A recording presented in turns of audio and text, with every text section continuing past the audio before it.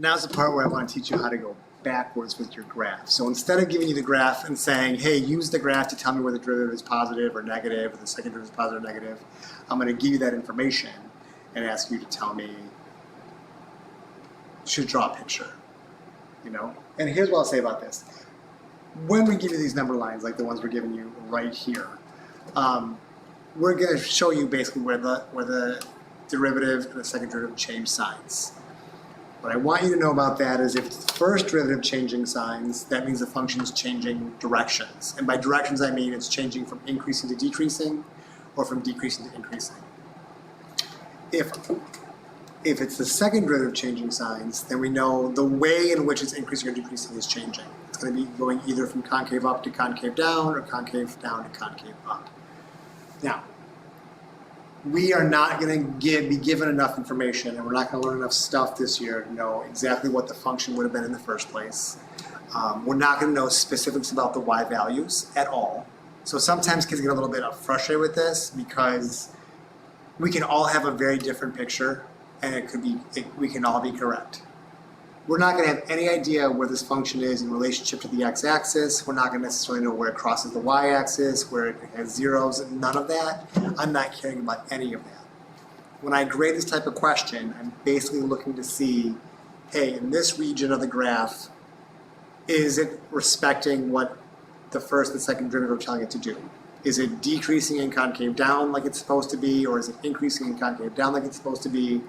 And as long as that's all in place, then you're going to get full credit, and you're going to show me you understand what's happening. So with that in mind, like what I like to do is I do this mentally, right? Mentally, I draw myself and break this graph into sections using vertical lines, and I'm going to put vertical lines any place where either the first or second derivative are changing signs. So for example, it says here that n double prime changes from positive to negative when x is -4. So I'm going to go to where x is -4 and just mentally draw, mentally draw a little boundary line. This is not an asymptote or anything like that. It's not part of the graph. It just tells me that, hey, once you hit this line, something changed with one of the derivatives. Make sure you check out what's changing and respect that. Since the first derivative changes signs at -2, I'll also put a vertical line here. And basically, any place a change in sign has been indicated in either the first or second derivative, I want to just touch base and change something about the way I'm drawing the function. So I've got this like, whoa, I'm going all over the place. This is crazy. Sorry, so that's weird. So I'm going to focus on this first section.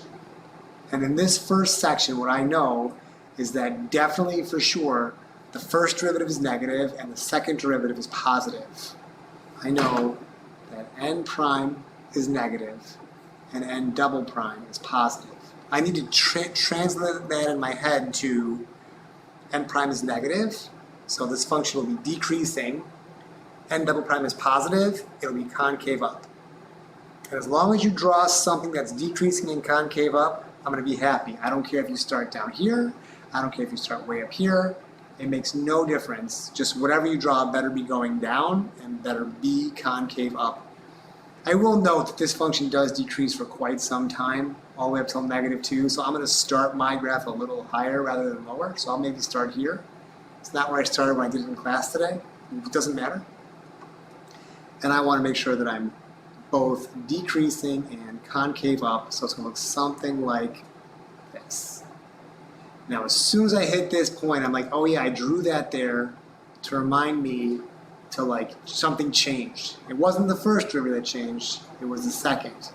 The second derivative changed from positive to negative. So in this region, I know that n prime is still negative, n double prime now negative. So I'm still decreasing, but I'm concave down. Decreasing and concave down. So as I continue to draw my function, I want to continue to decrease, but I want to be concave down. Then I hit this -2 spot. So something's changing. What changed at -2? The first derivative changed from negative to positive. So for this entire region, I got to move my face again. for this entire region over here, I know that n prime is positive and double prime is negative, right? We can see that that's within this whole region. N prime is positive and double prime is negative. So I've got to be increasing concave down. Concave down is in lowercase n. Concave up is lowercase u. I want to be increasing in concave up.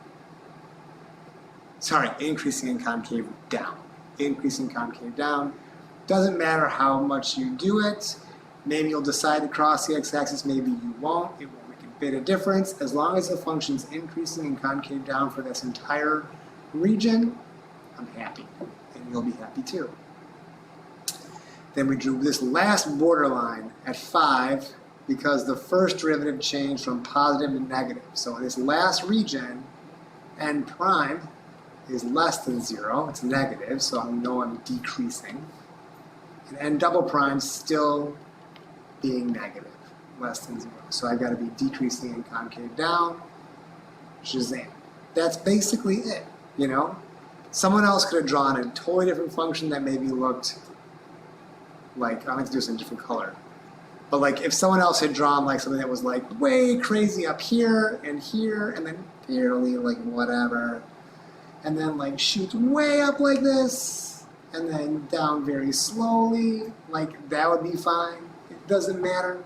It doesn't matter. As long as in each region you can compare it to the number line and be like, okay, my graph should have a negative derivative, my graph should have a positive second derivative, so my graph better be, you know, decreasing and concave up or wherever it's going to be. You're going to be golden, it's going to be totally fine.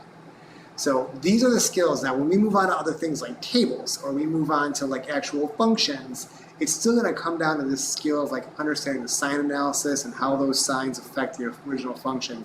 They're going to pull you through. In fact, anytime you're confused about what should be happening with your function because you don't have a sign analysis table, if these tables are helpful, you can always convert information into a sign analysis table. A sign analysis number line, I mean.